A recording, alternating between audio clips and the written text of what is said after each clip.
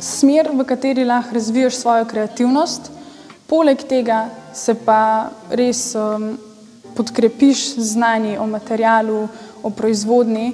In ko enkrat začutiš, kako dobro je to, da si lahko ti neko stvar zamisliš, pa ni nujno, da je sam iz lesa. To se pa prenaša tudi na druga področja.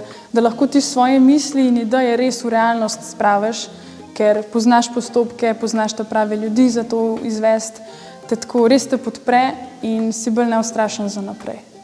Čakaj, kako bomo že slogan? Zaspi s sanjami in ostani z namenom, da jih uresničiš.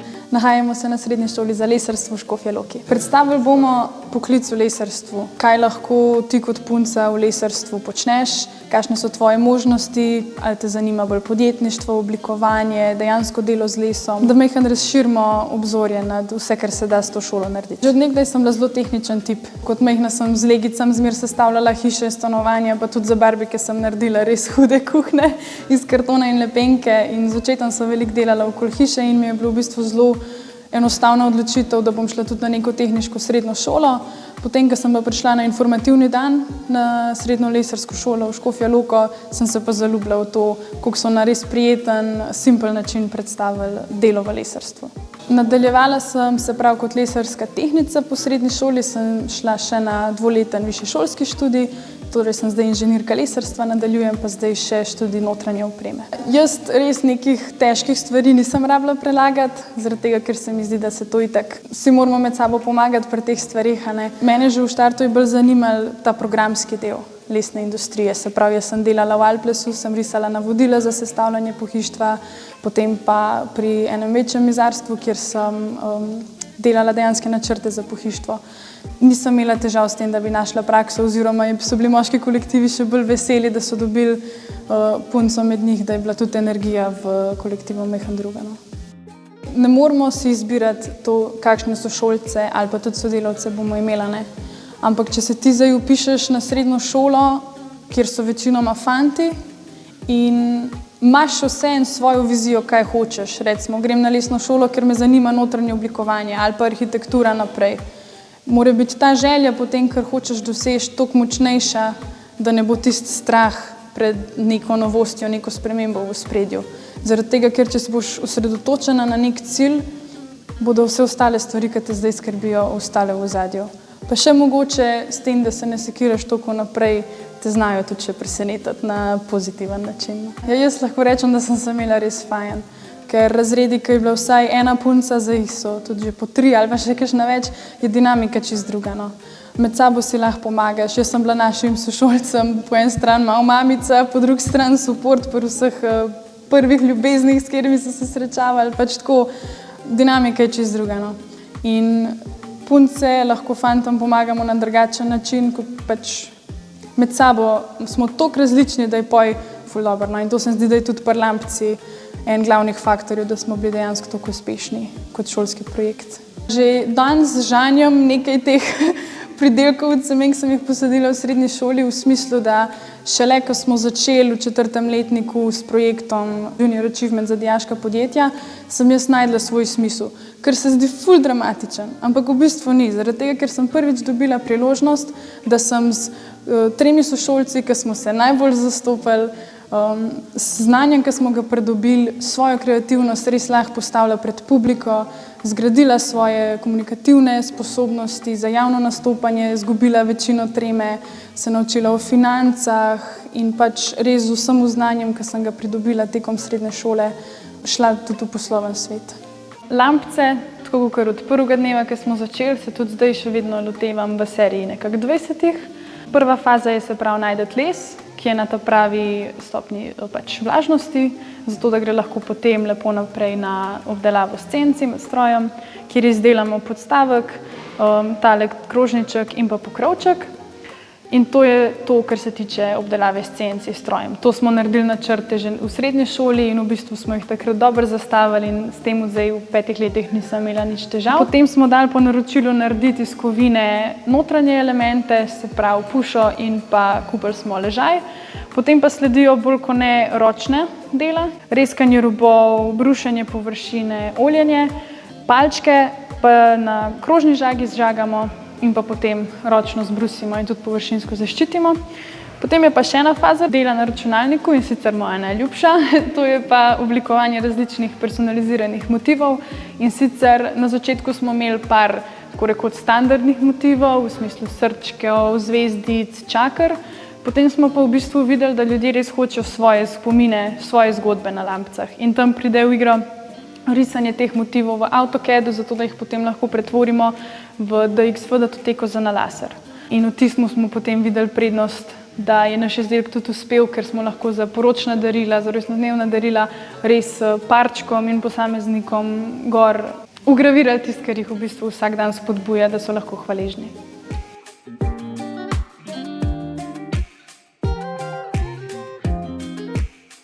Mi smo to idejo septembra 2019 se spomnili na en petek popoldne, ko smo bili s temi 3 kolegi pri Gašperju v delavnici. In sicer smo se hecali, kaj bi lahko naredila, ker smo mogli narediti en izdelek, ki bo vsem nam 4 všeč. In glih iz tistega smo pa razvili to, da smo si toliko različni, da noben od nas noče imeti istega izdelka, istih motivov v sobi. In smo s tem pa prišli do te ideje personalizacije. In smo v bistvu v tistem večeru smo na struženci naredili prvi element, se pravi, je bilo vse bolj tako. Samo zato, da smo neko osnovo skupaj sestavili, smo naredili eno okroglo varianto, pa eno štirikotno. Pa smo pa to naslednji teden prinesli profesorju v šolo pokazati.